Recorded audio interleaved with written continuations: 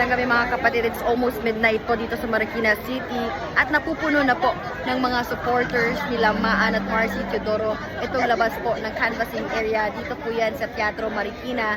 At kanina nga every time na nagpa-flash po yung turnout ng mga boto, yung partial results ay talaga naman pong naghihiliyawan yung mga supporters dito ng mga Teodoro.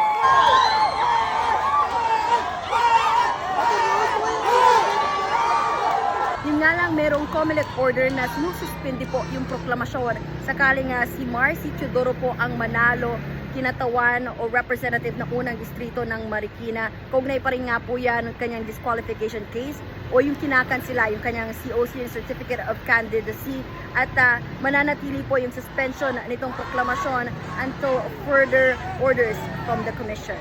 At yan po muna ang latest dito sa Marikina. Ako po si Marian Enriquez, bilang Pilipino, bayan ang ipanalo.